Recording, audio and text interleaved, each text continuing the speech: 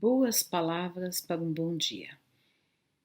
Hoje eu vou terminar aqui as nossas incursões, nas epístolas de Paulo, mas não vou ler nenhuma epístola.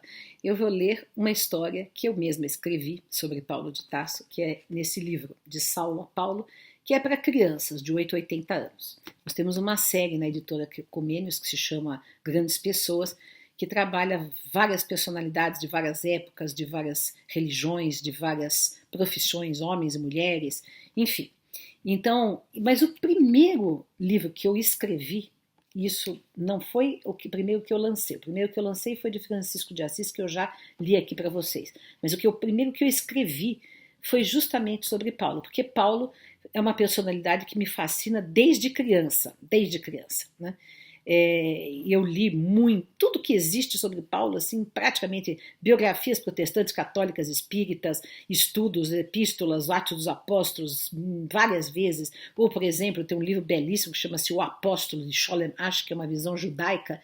Então, assim, sou uma devoradora de obras e também daqueles que criticam Paulo, que culpam Paulo por todos os problemas da Igreja Católica Apostólica Romana, que eu não concordo inteiramente. Tudo bem, ele trouxe para o cristianismo alguns aspectos que possivelmente não estavam em Jesus, né? Ele tinha um caráter um tanto quanto autoritário, porque ele era, né, um rabino que foi convertido ao cristianismo. Ele tinha o seu machismo, que era do contexto da época, e isso não tinha, Jesus não tinha nada disso. Jesus não era machista, Jesus não era autoritário, enfim, Jesus era Jesus, né? Enfim, ninguém é como Jesus. Nenhum cristão atingiu a estatura de Jesus. Acho que o que mais próximo chegou foi o Francisco de Assis. Mas ele foi uma pessoa de coragem, de paixão, que se dedicou de corpo e alma à difusão dos ensinos de Jesus nesse primeiro momento do cristianismo, e eu admiro muito isso. Então eu vou ler a história dele para vocês, que está nesse livro. Eis a história emocionante, verdadeira, acontecida do judeu Saulo de Tarso, que viveu bem sua vida, viveu bem por obra e graça de um chamado de Jesus, pois Saulo já estava quase perdido de toda a luz. Mas veja como se deram os fatos interessantes após Jesus ter morrido na cruz com 2 assaltantes. Os discípulos de Cristo, em plena Jerusalém, continuaram depois praticando o amor e o bem. Pedro, Tiago, Filipe, João, Maria, Mateus e muitos outros anônimos viviam servindo a Deus. Logo, os primeiros apóstolos uniram-se mais cristãos, partilhavam alegria, amando-se como irmãos. Estevão, e assim vai todo muito bonitamente ilustrado aqui. E entre esses novos amigos, uma alma fulgurante, Estevão curava enfermos e ensinava o ignorante. Com verbo doce e inflamado, falava Estevão de Cristo, com atos bons e sinceros do povo era benquisto. Porém, na cidade havia outro jovem conhecido, não era bem como Estevão, mas poderoso e instruído. Doutor da lei, sacerdote, arrogante, inteligente, era bem Saulo de Tarso, o orgulho de sua gente. Quando o mestre fora preso, perseguido e condenado, não havia ainda Saulo de nada participado. Só depois ouviu falar de uma gente humilde, estranha, que exaltava um carpinteiro com fé e coragem tamanha. Logo Saulo ficou fulo por tão grande pretensão, gente simples, miserável, fazendo ao povo sermão. Como judeu radical, não cederia jamais que Jesus, um carpinteiro, fosse o príncipe da paz. Então Saulo, furioso com todo e qualquer cristão, iniciou sem piedade terrível perseguição. Prendia gente inocente que acreditava no Cristo, mandava chicotear com tal furor nunca visto. Até que prendeu Estevão e o levou ao tribunal. Taxou-o de mentiroso, de feiticeiro do mal. Estevão, com humildade, sem jamais trair Jesus, suportou a acusação de olhar sereno e de luz. Não adiantou a defesa que fez com palavra forte. Saulo e outros fariseus decretaram sua morte. Morte de apedrejamento praticavam os judeus. E Estevão, ante o perigo, não deixou de crer em Deus. Em meio a tantas pedradas, quase morto, ensanguentado, Estevão viu que Jesus o esperava do outro lado. Mas percebeu que o Senhor olhava Saulo apiedado e Estevão pediu ao mestre: perdoa este seu pecado. E morreu serenamente, com perdão e paz no olhar. Entregou a alma ao mestre e com ele foi morar. Mas Saulo continuava querendo matar cristãos. Não suportava essa história de sermos todos irmãos. Até que um dia, afinal, algo espantoso se deu. Queria mudar a vida do vaidoso fariseu. Ia ele até Damasco, cidade então importante, para caçar mais cristãos, levando o seu ódio adiante. E eis que no meio da estrada repentina luz se faz, mais luminosa que o sol, quase ofuscando o rapaz. Tremendo de comoção, Saulo tomba do camelo.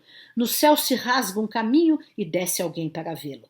Voz suave, olhar profundo, rosto belíssimo, santo. Pergunta esse alguém a Saulo: por que me persegues tanto? Responde Saulo espantado: mas quem sois vós, meu senhor? Sou Jesus, a quem persegues, com tanta raiva e rancor. Saulo chora, se arrepende, ajoelhado sobre a estrada. Ante Jesus majestoso, seu orgulho vira nada. Pergunta então entre lágrimas: Senhor, que queres que eu faça? Entrega-se assim ao mestre, pedindo perdão e graça. E Jesus responde doce: vai e entra na cidade. Em Damasco saberás tudo o que fazer mais tarde. Desaparece Jesus, mas fora a luz tão rasgada, tão grande o arrependimento, que Saulo não via nada. E cego, choroso, humilde, a Damasco foi levado. Sem comer e sem beber, passou 3 dias trancado. Sozinho numa pensão, passou 3 dias em prece. Quando menos esperava, uma visita aparece. Um velhinho bom e calmo diz que se chama Ananias e que Jesus lhe mandou trazer a Saulo alegrias. Numa oração muito ardente, o velho lhe impõe as mãos, Saulo volta a enxergar e abraçam-se como irmãos. Desde esse dia em diante, com idêntica paixão com que odiara Jesus, Saulo se torna cristão. Como amigo de Jesus, não seria mais doutor, virou assim tecelão, honesto trabalhador. Que vida de peripécias passou então a viver, bem dissera o Cristo ao velho, que muito iria sofrer. E Saulo sofreu sem tréguas, pedrada, prisão, chicote, mas espalhava o evangelho sempre com ânimo forte.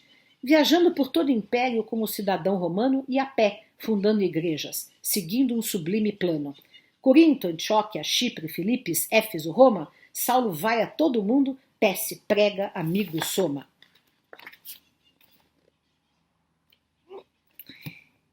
Em Chipre, um certo romano, poderoso, mas doente, recebe de Saulo a cura e em Cristo se torna crente.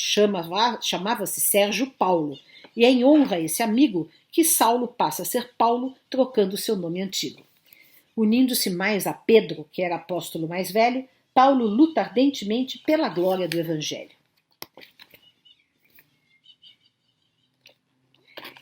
E como não pode estar pessoalmente em toda parte, escreve cartas, epístolas, nelas ideias reparte. Entre os amigos fiéis, Timóteo, Lucas, Erasto, ajudam-no em seu trabalho, acompanhando o seu rastro. Faz curas como Jesus, vai ao povo com carinho, espalhando amor e paz, onde passa no caminho. Mas, como ele antes fizera, perseguem-no os fariseus, que odiavam a Jesus em nome do próprio Deus. Um dia em Jerusalém, Paulo é preso e apedrejado, quase morre como Estevão, já morrera no passado. Corajoso, machucado, Paulo fala à multidão, mesmo ante a fúria do povo, confessa que é cristão. Preso na torre mais alta da velha Jerusalém, Paulo perdoa os algozes, como Estevão fez também. Acorrentado, algemado, levam Paulo a Cesareia. É julgado várias vezes e não termina a Odisseia.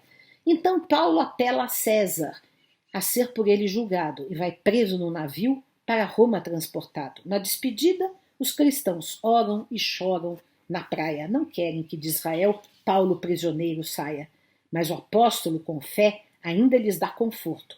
Servirei Cristo até o fim, livre, prisioneiro ou morto. Na viagem de navio, a cada porto alcançado, Paulo, mesmo entre correntes, divulga o crucificado. Mas tempestades bravias fazem o barco afundar. Paulo ajuda os passageiros a não morrerem no mar. Acolhidos numa ilha, nem assim Paulo descansa. Serve, cura, prega, ora, distribuindo esperança. E nesta ilha de Malta um fato incrível acontece. Picado por uma víbora, Paulo se cura com prece.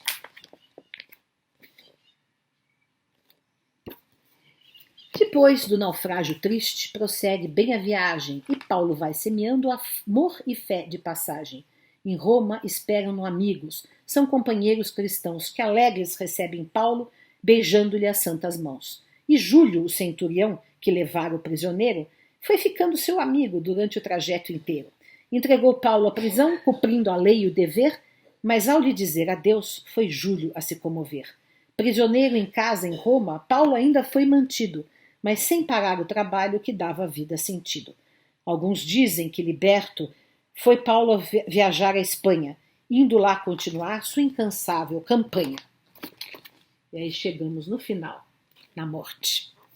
A história conta, porém, que um dia em Roma, já velho, César mandou-o prender por propagar o evangelho. Soldados do imperador levaram-no a certa estrada, lendo a sentença de morte que fora por Nero assinada. Paulo, calmo, sem temor, ouviu a sentença em pé, e ante os soldados de espada não traiu a própria fé.